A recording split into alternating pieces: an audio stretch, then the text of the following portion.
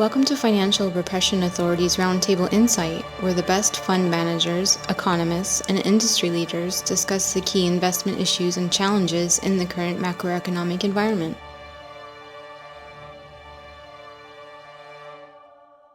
Welcome to FRA's Roundtable Insight.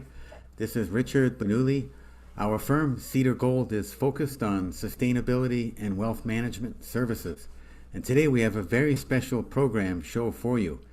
It's a focus on sports and sustainability. Our special guests have fascinating backgrounds, interests, and activities. Here now to introduce our special guest is our senior advisor, Alejandro Tagliavini. Alejandro? Yes, how are you, Richard? Thank you, Ferdinand and Alvaro, for being today with us. Alvaro is a Spanish explorer, sportsman, and businessman. And his love for the oceans and the adventures has taken him around the world with his jet ski.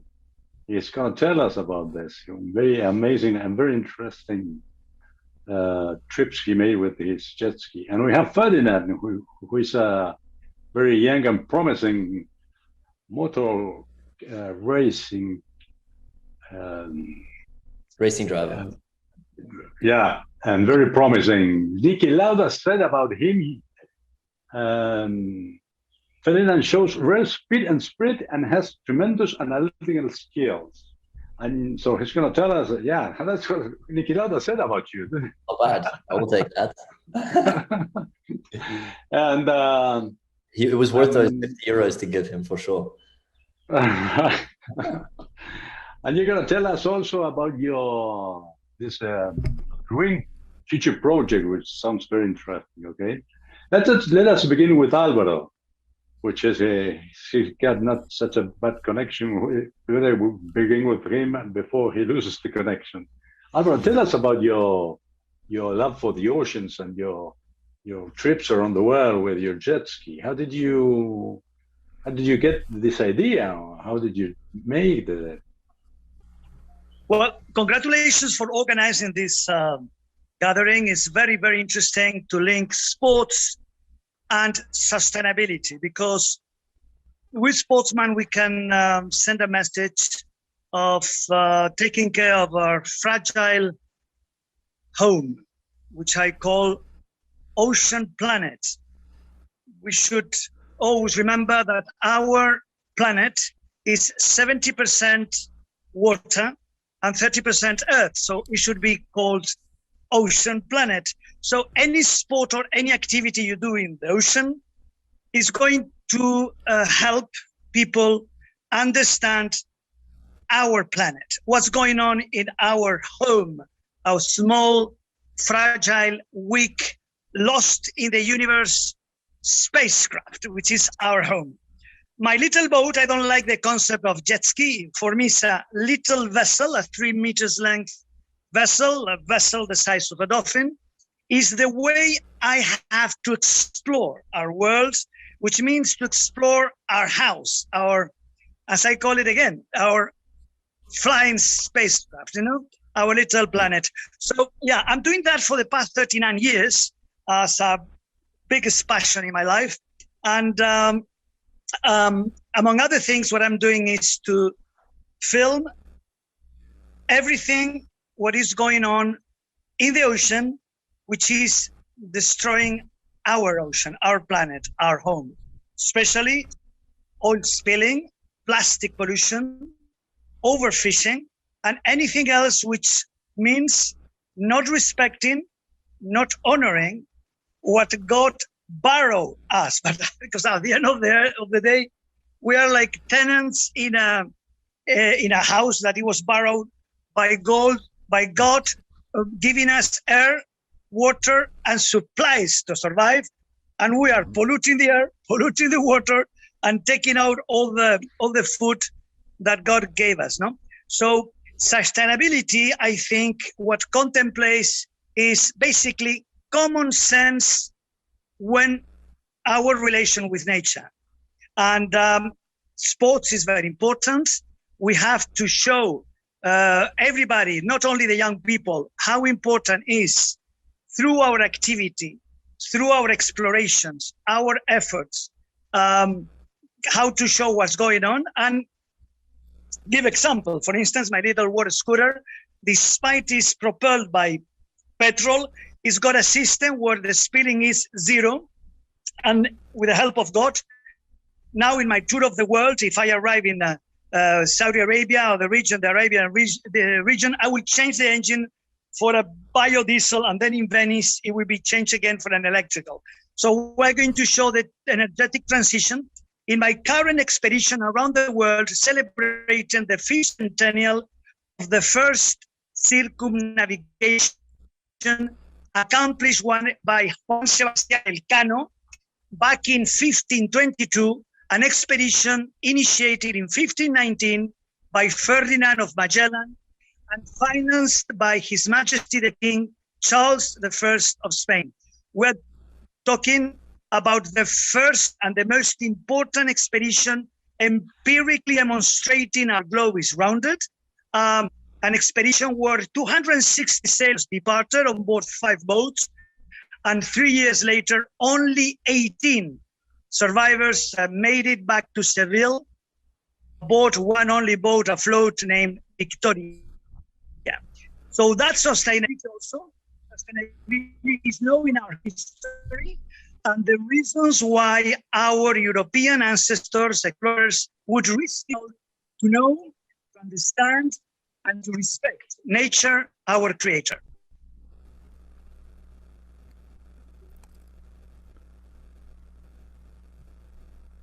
We lost him. Or he finished, maybe. Sounded No. like No. good ending. No, no. Alvaro? We did No, we lose. lost him. There he Yeah, is. temporary. You finished? Yeah. Other- But he had. Okay, he's back. Yeah. Hi, Alvaro. Okay. What about your trips? Tell us about your trips. You are around the world. Can you listen to me? Well, my trip, I started navigating back in 1982. Sorry? I can hardly hear you. Very bad connection. Yeah. Impossible. No, but it's not your fault, it's the whole system. Hello, do you hear me? Yeah, Yes. we do. I didn't hear the question, I'm sorry. Tell us about your trips Around the world, different around locations. the world. The trips around the world. Well, with I your- started navigating back in 1982, and since then, I started back in 1982, and I've been doing like 40 expeditions. The current one is around the world, but the longest one was back in 2002, from Rome, Italy to New York. Always celebrating 5th centennials of important feats, important discoveries of the mainly Spanish explorers. In the case of 2002 was the last trip of Christopher Columbus to Americas in 1502. That was the reason I made it in 2002. Or in 2006, I went from Hong Kong to Tokyo to celebrate the 5th centennial of San Francis Xavier, first European ever allowed to live in Japan. So he was born in 1506. That's what I did in 2006. So every expedition has a historical side, and we try to promote again, as I said before, the key values that made possible all these expeditions in the past and also today. All right. So you went from Rome to New York on your jet ski. Yeah, I navigated from Rome to New York on my little water scooter, on my little vessel that's the size of a dolphin, a 3 meters length vessel, which was transatlantic. That was my first Atlantic crossing. And the last one was last year when I went all the way from Monaco to Miami on the first lap of my around the world trip, celebrating the 5th centennial of the first circumnavigation that I had to stop last year in last March in Florida due to this virus joke. Yeah. to call it this. Listen, where I mean, did you this sleep? virus, terrible thing that we have here. Well, I sleep on board my little water scooter, drifting. I sleep in islands along the shores when there is a place to stop. I am traveling without any support boat, Okay. but on the Atlantic bit. So the first Atlantic crossing, I had a support boat all the way from the Canary Islands to Antigua. And last year, I had a support boat from the south of Spain, Gibraltar, to Guadeloupe in the Caribbean.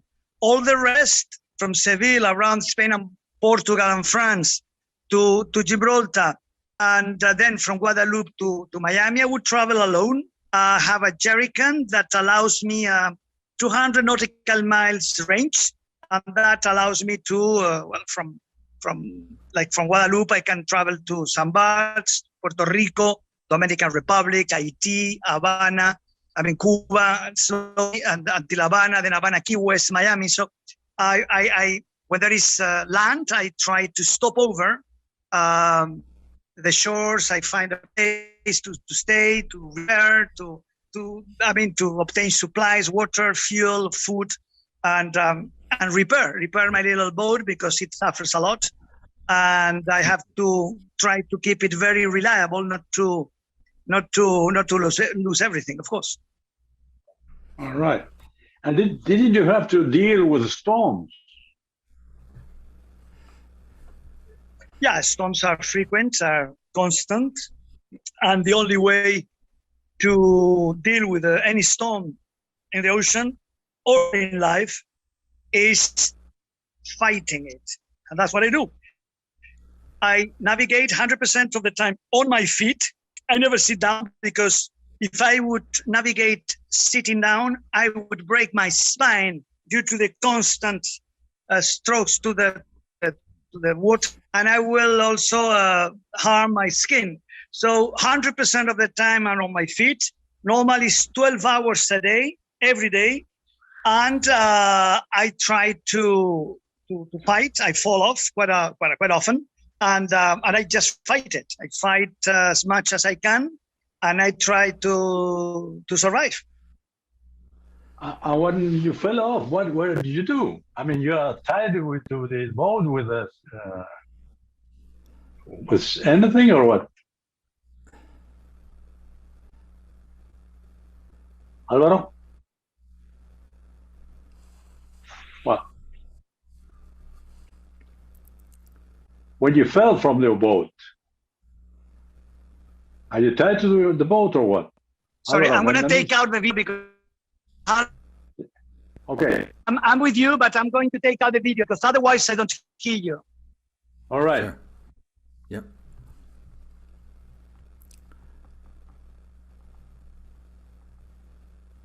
Alvaro, can you listen to us?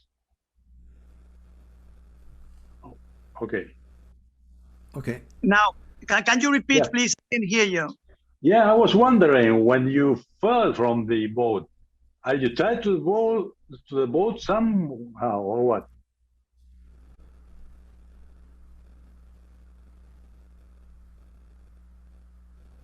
Alvaro? We have the bad connection here. Yeah. It's important. I can hear you. I was wondering, when you No, but get the Wi-Fi here is perfect. It's the problem. I cannot. Yep. It's another storm. He Hello? needs the Wi-Fi. Yeah. Mhm. Alvaro? Okay. Yeah, we take a rest. Yeah, with over. Yeah, let's go with Ferdinand until Alvaro comes back. Ferdinand, tell us, how did you get in love with cars? Very Well, young, I guess, because you are still very young. So Yeah, it's a long story. Well, when I was a kid, I was just very, when I was like 11 or 10, I was somebody who doesn't really like going to school. I think some people can relate to that.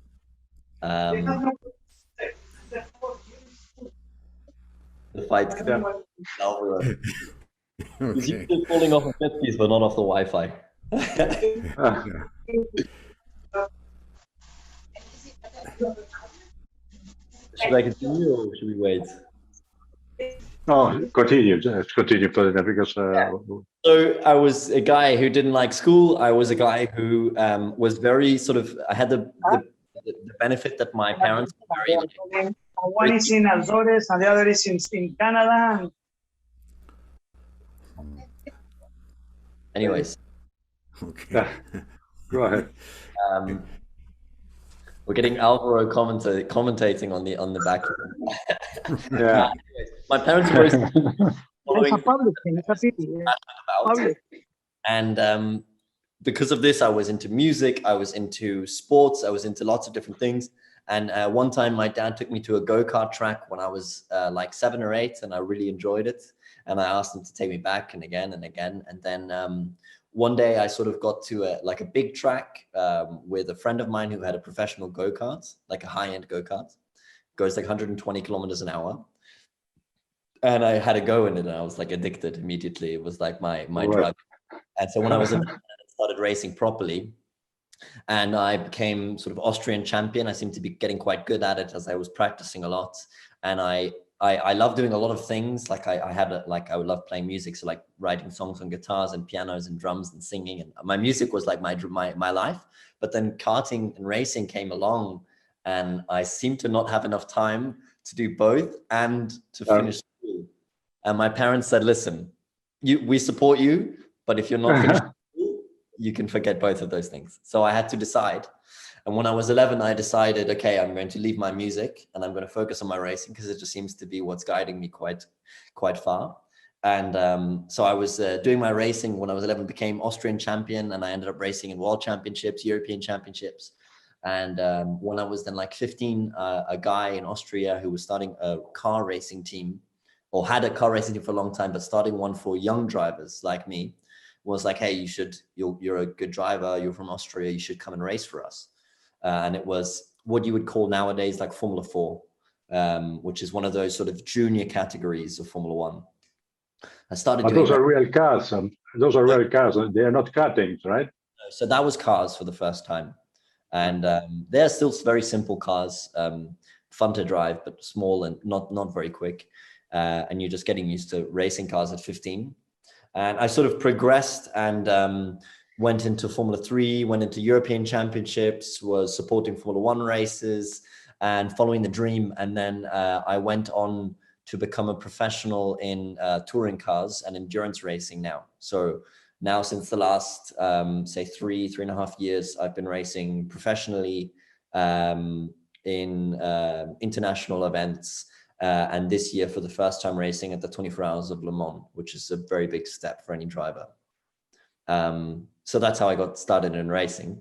I'm sure you're going to ask me some sustainability questions, because motorsport is not very sustainable. Okay. Can you elaborate? You have a Green Future project that's going, or? Yeah, so basically the story of that, if I just can start from like when I was racing professionally, this became my job. I obviously finished with school, and racing is a summer thing. It starts in, let's say, April, March, and then goes until November, December, but you have a lot of free time in between your races, because it's not like say a 9-to-5 job.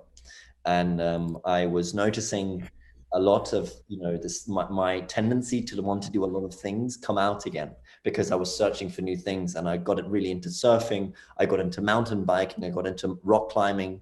I started rock climbing in Austria, doing a lot of different climbs, sport climbs, indoor climbs, all this kind of stuff. And I noticed it was very much my sort of outdoors side was coming out. And because I was traveling the whole world racing, I got to do a lot of different outdoors activities wherever I went, and it became a priority almost.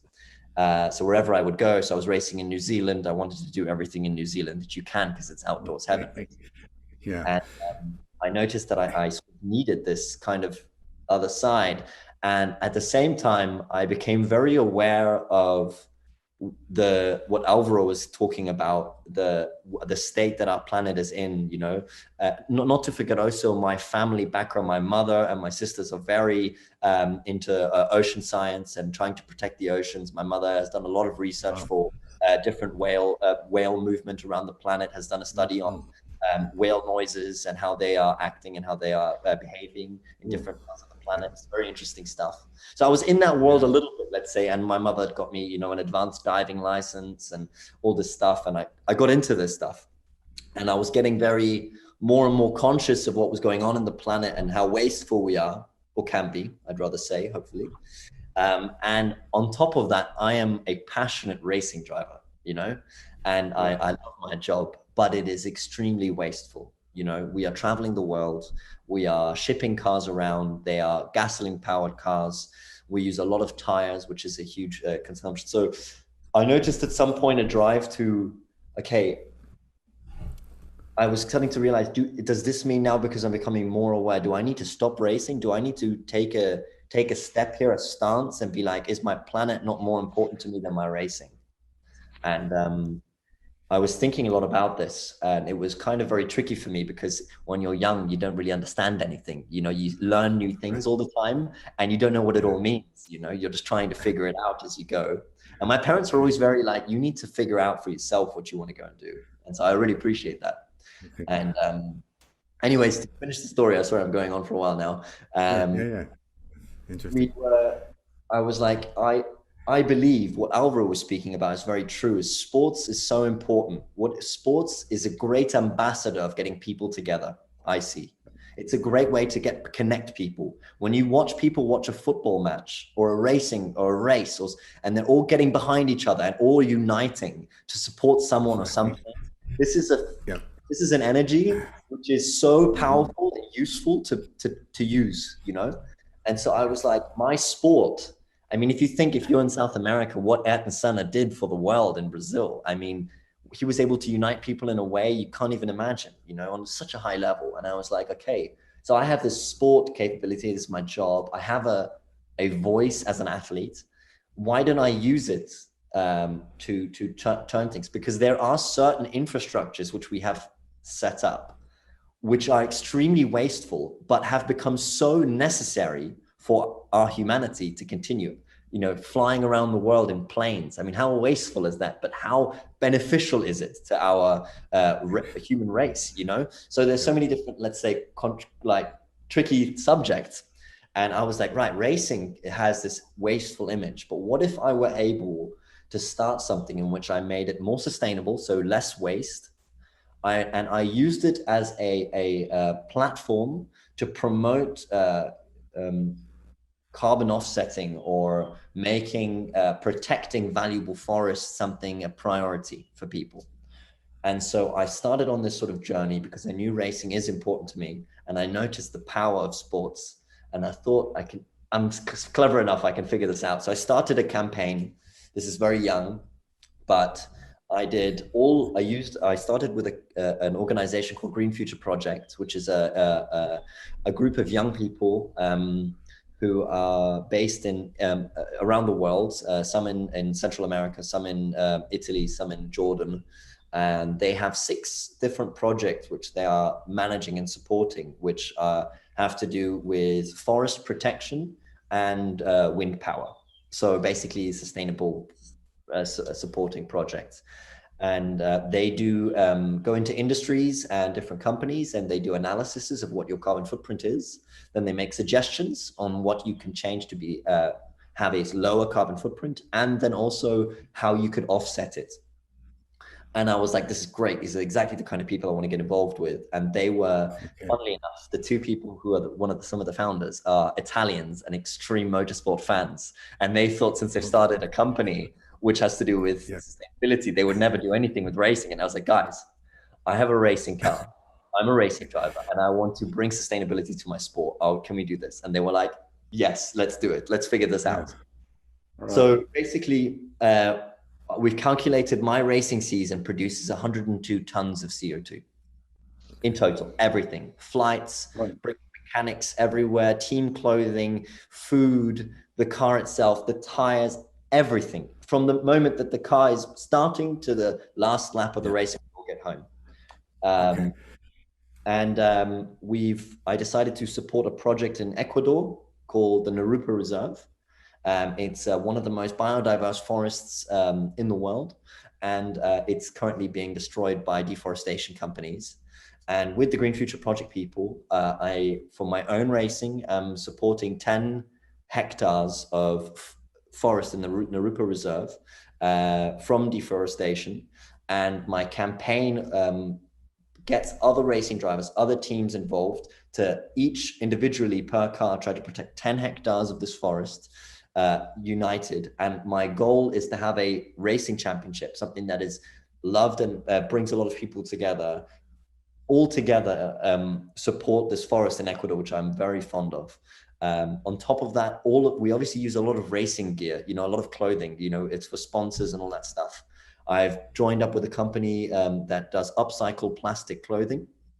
So all of the team gear is made out of upcycled plastic, and we will then sell merchandise from the team gear, which then also internally then all goes back to the Narupa Reserve. So it's kind of this campaign I've started, and I hope it will change the perception of people for sports and just brand it as negative because of the carbon footprint that we do have. This is not something we would ever deny, obviously, but be like, look, we are aware, we're doing something about it. This is supposed to be an ambassador for that I want people to be allowed to fly around the world and get to know new cultures. I think it's so enriching as a human being. It's so necessary to be able to go around the world. This is my perspective on it. Yeah. But I think people should be aware you can offset your emissions. You can make whatever you're doing more sustainable and make sure that it is carbon neutral.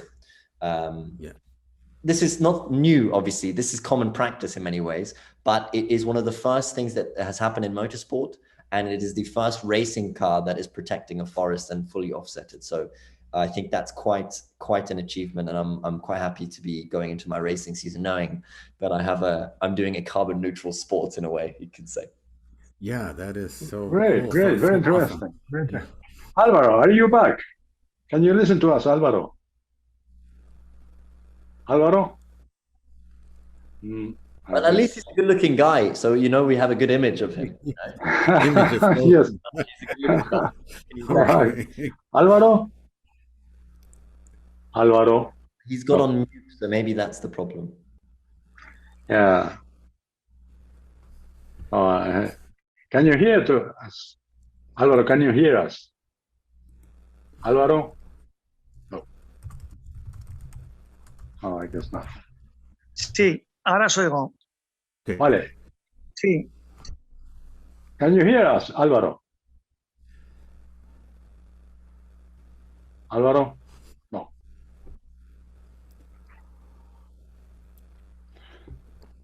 Álvaro. Te oigo fatal, ¿eh? Te oigo en el ultratú. Te oigo fatal. Sí. Yeah, dime, voy a quitar el vídeo a ver si me oís mejor así. Sí, yes. Dime. I was asking, before you went off, I was asking you, how did you manage to, when you fall from during the storm, or when you fall from the boat, are you tied to the boat or what?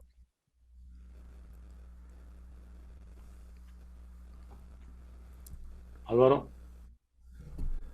Oh.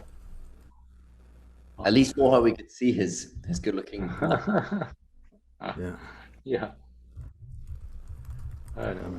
I'm sorry, Alfred didn't join us today. You should play polo, Ferdinand. You would love it. Polo? No, I'm way too scared of horses, man. Racing cars are much easier to control. But do you ride horses? Do you ride horses? I love horses, but polo horses are incredible. I've ridden. It's unbelievable what these things can do, and it just feels like you're sitting on a rocket ship, and you really need to know what you're doing. So I have huge respect for polo players, for sure. Did you ever try to play polo? I have, but it is so incredibly difficult. I have, like I said, a huge amount of respect for polo players. I've only tried it once. And I'm sure if I practiced, I would maybe get better. But I found a sport that I'm quite good in, and I'm more happy when I'm winning than when I'm completely lost. I just think I'm good at it. No, but it's not that difficult. It's a question of practice, like everything. It's a question of practice. It's not that difficult. And I think you love it, not as your main sport, but you love it because of it has a lot of adrenaline. It's fast. I mean, that's all of things. And I gotta say, I get a lot of adrenaline from my racing, and that's why also I think my passion for surfing and rock climbing came in, because it is such a different sport. It's so connected with nature. You're so in focus purely with nature, and I've been find a lot of joy in that, especially in rock climbing.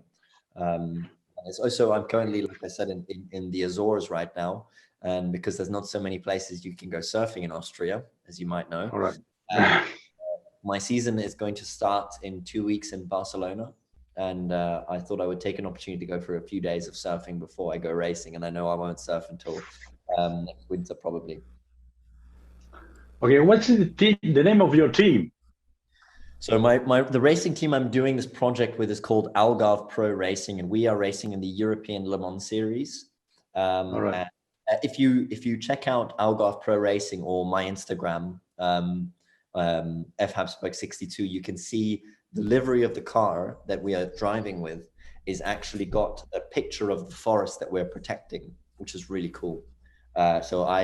The reason why I was able to do this project to this extent, let's say, is because when I signed up to race with this team, the team owner is a guy called Stuart Cox, and he is an avid diver himself, and he hates the waste that is being produced by the whole planet and all the crap that's going on. And he was like, he liked me. He knew I'm a good racing driver, and he had a spot for me. And he was like, Ferdinand, I'll have you on if you take on this goal, which I had set out with this team to try to make the racing a lot more sustainable. So we did a lot of other things that I haven't mentioned. For example, instead of using a huge truck to transport everything, we're using a van and a trailer, which uses half the amount of diesel per kilometer.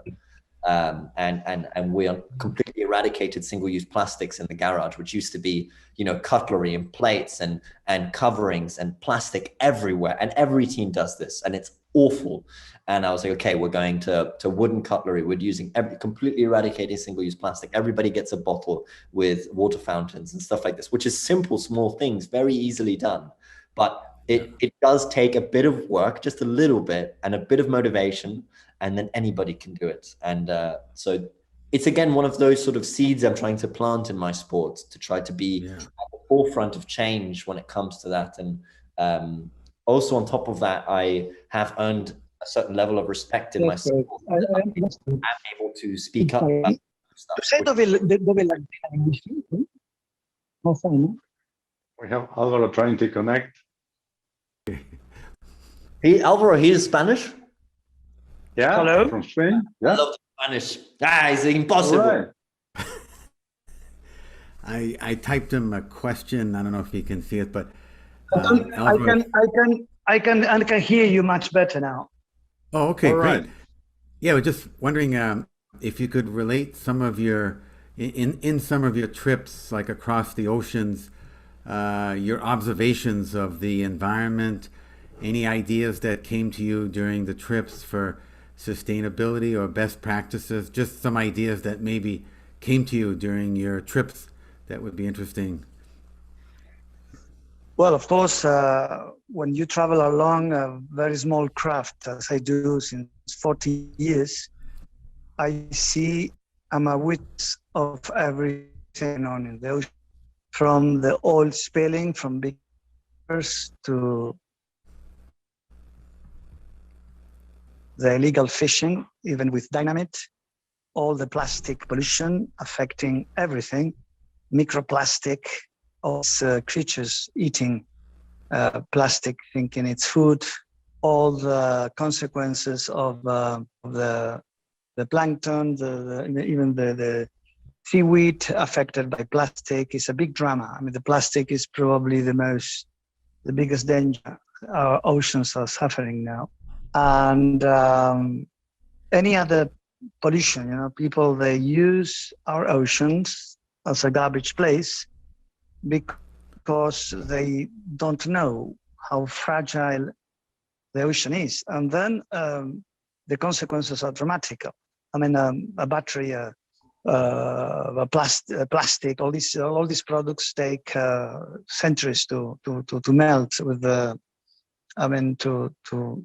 to melt with a to biodegrade. So it's very, very, very dangerous and very sad that humankind is not aware about how important maintaining oceans is. And then what I try with my crossings since 40 years now is trying to educate people, showing the images. I record all the films I produce for National Geographic and other TV,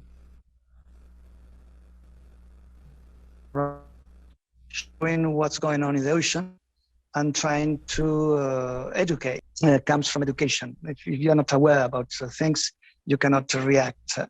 So yeah, for sure, sports helps us. Ferdinand very, very well said. Sports is key to create conscience and awareness about the real problems our oceans are suffering. I take advantage now to congratulate Ferdinand for his accomplishments. And I know her mother, she's done a very important, and she's still doing very important mission to exactly the same. To get to know better, the reality of the oceans, and get to bring it to the general conscience the sea, and to be part of the sea. Because we come from the sea. The sea, as I said before, is 70% of our planet, and we should be very, very much responsible to protect it. Yeah. No, thank you so much, Alvaro. That means a lot. Also, it's been helpful for me to obviously grow up with my mother, who's I think understands it better than most people that I know, at least. And she's obviously always put a lot of her efforts towards education, because as you said, it's about educating. It's not about, okay, going to the beach. I mean, it is about also going to the beach today and picking up some plastic, or offsetting as I'm doing, or whatever you end up doing. It's important, but she's really put a lot of emphasis to connecting art with education, and recording a lot of valuable information, and starting at a very, very young age with educating in schools is such a great movement. I mean, to try to get young kids to understand our planet better, understand what Alvaro likes to say, fragile, or I like to be like super strong and important, that we are, instead of not caring about it, but actually starting to love it, being like, I love my planet. I think it's so beautiful. I think it's so amazing. We only have one of them. And be aware that if you're going to not care at all about anything, you're going to have a lasting effect, unfortunately. And this is where I like to take the opportunity to praise my own mother as well, because she's taken a huge amount of initiative out of taking all her time to try to do her best at educating young people, younger than me.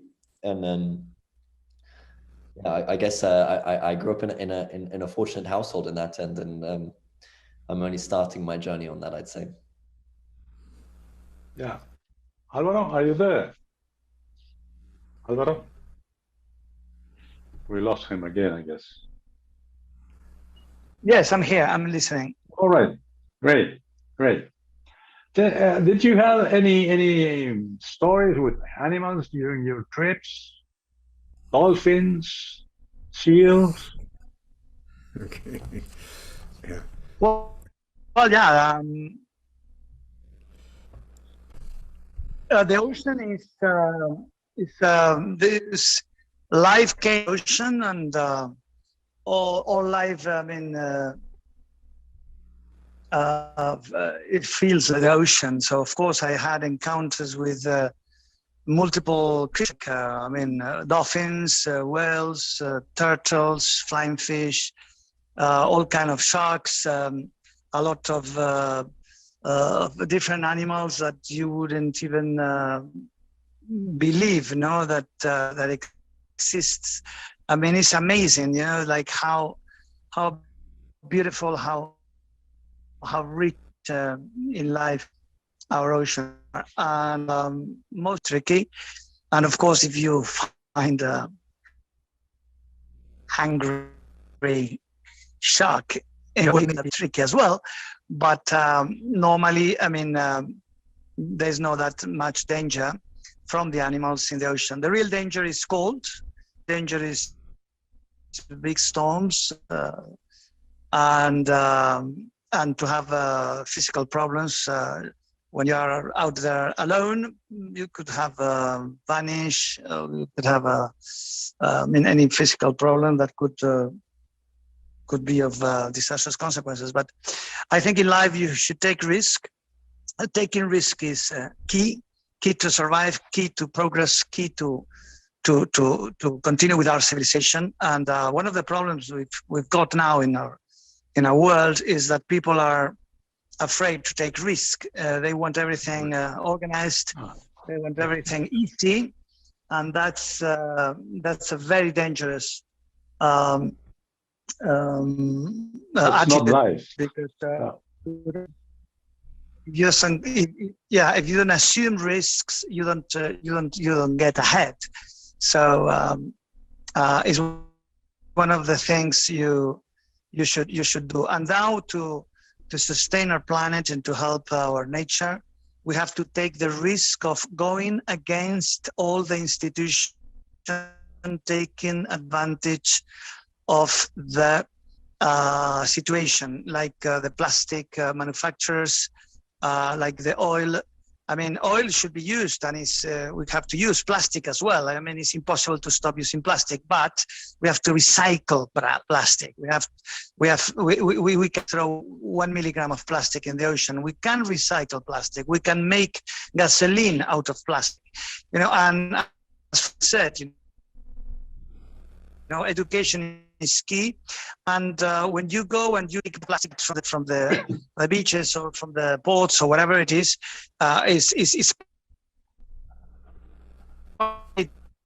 everything is like they did in Bermuda. The government of Bermuda organized once a week to take all the plastic from the ships, and now you don't see plastic there. So it's a matter of conscience. And take risks to fight against in not recycling and interested in polluting because they don't mind or because they take profit from it. So really of nature and protectors of our ocean planet, as I call it. Alvaro, I have a question for you. Can I ask you something? Are you there? Alvaro? Well, the question I was going to ask is, what do you think is the most common misconception of the ocean? Yeah, I'm with you. What do you think is the most common misconception for people at my age about the ocean that could change how we spend our day? So, could you please repeat misconception? I was asking. I can't hear you. You have what for you has been the most common misconception about the ocean by people, like, say, in my age group? Something that we should know, but we don't. Well, I think the ocean is very powerful because we see the ocean very vast, very omnipotent. We see the ocean very angry sometimes, very powerful, and we think it's a strong thing. Environment. A strong place, and on the other hand, it's not true. It's very weak. It's ruled by very weak rules, like the currents, the temperature. Everything is designed for perfection, and if we cancel one of the little rules, bringing the balance in the ocean will collapse. And that's why we are losing a lot of ice. The ice is key to maintain the temperature. all the balance. We have to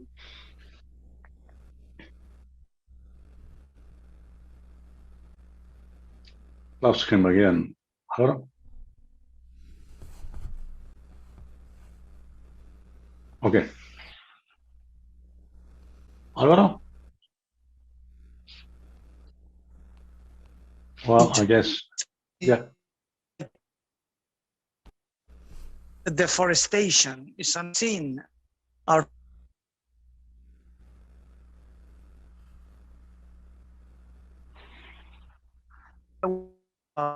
what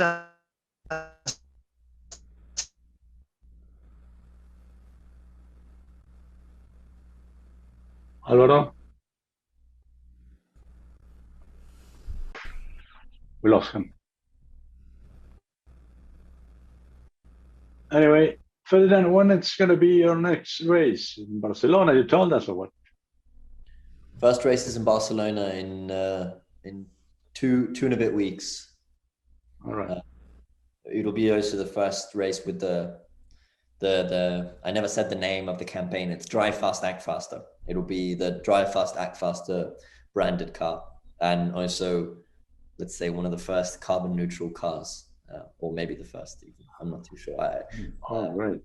Yeah. So, I kind of, one of the things that I wanted to, which I wanted to mention, was that I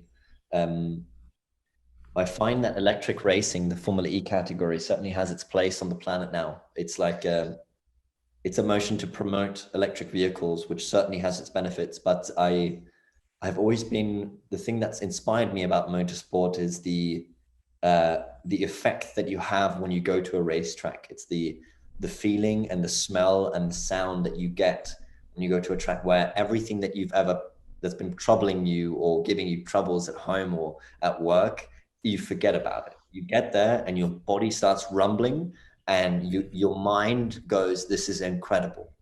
And that's something that through the sustainability idea, I've in one way been trying to protect, because it has this horrible connotation of a wasteful nature, which again, I fully can get behind and I understand. But one of the main reasons why I have been doing it is to try to make it more sustainable with the same feeling, like I'm racing with a 4.2 liter V8 engine. It's a high consuming car, but it doesn't take a lot of fuel if you compare it to a normal car, because we only drive for very short periods of time. The race is 4 hours in total. That's all you do. So what really boggles down actually when it comes to the emissions is actually the transportation, the trucks and the flights and stuff like this. This is what's really bad actually, and taking up about 80% of those CO2 values, which is crazy.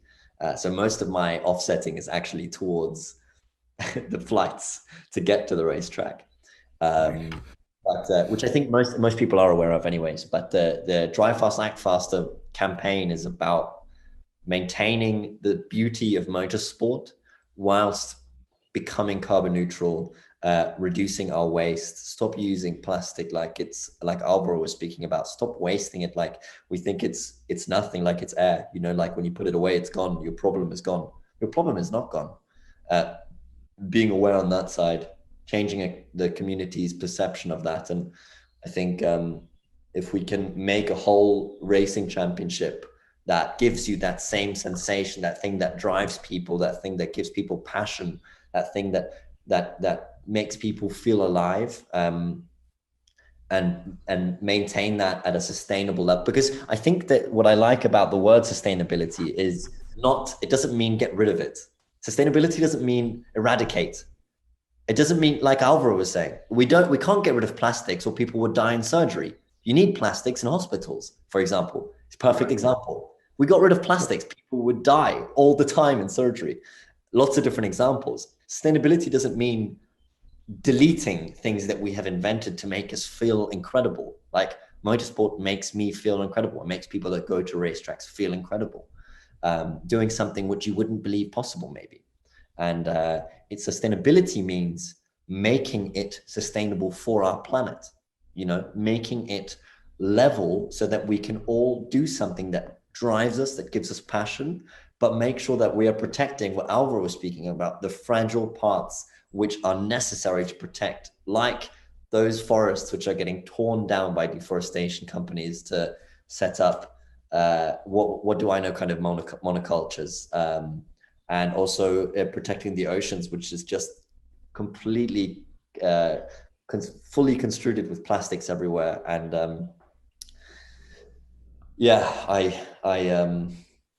that's sort of also one of the learning curves for me is sustainable. You can become sustainable without starting to, start living in a cave again, All right, sure. That's the understanding for me. And for example, I've also changed my diet. Like I stopped eating meat, and I am reducing my fish eating a lot as well. So I only eat meat once a week, and I eat fish about twice a week now, because I'm aware of the awful effect that fishing has on the oceans, which now is anyways super trending thanks to the movie Seaspiracy, obviously. The awful effect that it has through this overproducing of meat. And if you look at my refrigerator back here, it's packed with beautiful. All right. You're becoming a vegetarian or what?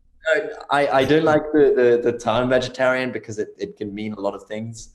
I changed my diet to become healthy for me and also for the planet. Sure. You can do both. And I think eating meat every day is a crazy idea anyways, at least for me. Yep. Definitely as an Austrian, I mean, this was it. You had a Wiener Schnitzel every day. That's just part of the diet. Right? That's what you do. And so this is what you eat. And I'm not so sure this is a great education scheme. I think it's something definitely we could improve on. I'm sure you in Argentina are having enough of your steak yourself as a good a lot of steak, right? Again, it's sustainability. It doesn't mean stop eating meat for the rest of your life, but be sustainable about it. Don't go crazy, man. Overproduced, you can get addicted to things you really shouldn't be. Yeah, ironically, cows would not exist if we didn't use them for milk or for eating. I mean, cows are animals so weak that they would have disappeared in the nature if it wasn't because of man breeds them. I'm not surprised at that, honestly. Yeah, no, that's for sure. Yeah. There's so many influences that we've had that are irreversible for sure.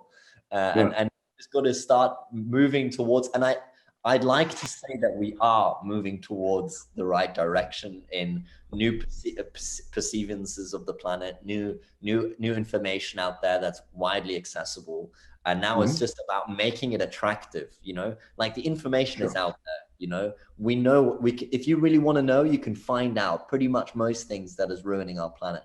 Now we need to make it attractive, make it cool, make it exciting, to be sustainable. And I think that's the core reason why I hope that my campaign will gain traction, because I want to make it sexy to be sustainable. I want to make it sexy and cool and fast that you can go off and you can support a clothing brand which doesn't ruin our planet, but actually takes away plastic. So the team clothing that we're using, like I said, is taking away plastics from beaches in Vietnam, and taking it and turning it into clothing. And then I'm going to go and protect forests through the sales of those t-shirts. I think the whole system is beautiful, and it's taken a little bit of extra time, and it's really financially, it's not been anywhere near where I thought it would be. Completely affordable to an extent where I could not even believe it. Like, I'm going to give out some numbers if there's any interest. To run a racing car in a world championship like I'm racing, it's like 1.8 million euros for a team. Yeah. So you find sponsors, you find all this stuff, right? It's bloody expensive. And to completely offset and double the amount of carbon emissions, which is scientifically proven to be taking with the forest that we're protecting, it's around 3,000 euros. It's like, it's nothing. I mean, these teams, I really hope that I'm trying to make this look and sound and be as sexy as possible for these drivers to jump on it, because I think it's such a great, you know what? I really hope, I really don't care if they jump on Drive Fast, Stack Faster, or do their own thing, or find another campaign, or do whatever. I just want to be if I can in some way have a voice or some form of ambassador to make sure that this change is sexy and cool. I'm not so sure I'm exactly that vibe, but I'm trying to be. And that's what we need, is like young people that are doing this, changing small things in their lives, which make a big difference. Yeah, I know quite a lot of people who are working on sustainable fashion, you know. Yes, this is exactly one of the things that I've been having to work on, and it's been exciting. It's been fun. Like, and also when I go to buy my own personal clothes, I feel really good when I walk past Zara, which I know are completely wasteful, and I go straight to my sustainable clothing brand in Vienna, and they make the most beautiful, awesome, fun clothes, and Right. you pay maybe €2 or €3 more, like nothing, and you walk off with some cool clothes, and you know, one of my t-shirts I have here, it says this t-shirt was made out of blah blah blah blah blah plastics and recycled blah blah blah, and it's just like, Have you heard about Amanda Hirst? No. Well, she's doing very much on sustainable fashion.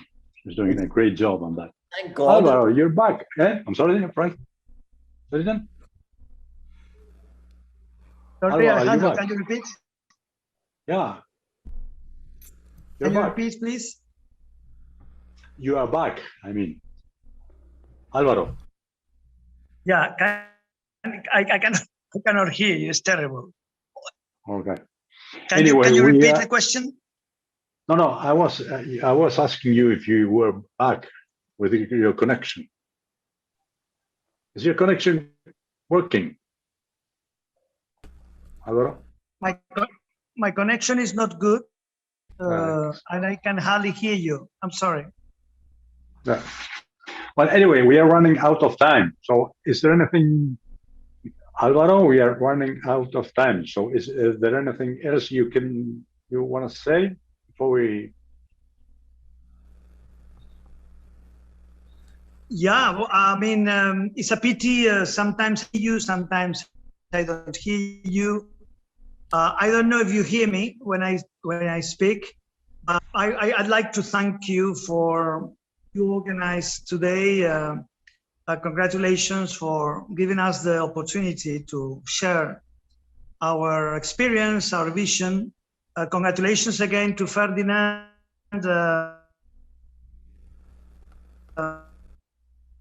Amazing what you're doing, Ferdinand, and Vice President. Very nice how you transmit your passion, your experience, and I think it's a key to educate and to share the experience of people that see things that other people cannot see, and feel also these things deep enough to be able to share these feelings, and that's what is sustainability. As well, Ferdinand said, sustainability is not breaking everything or stopping.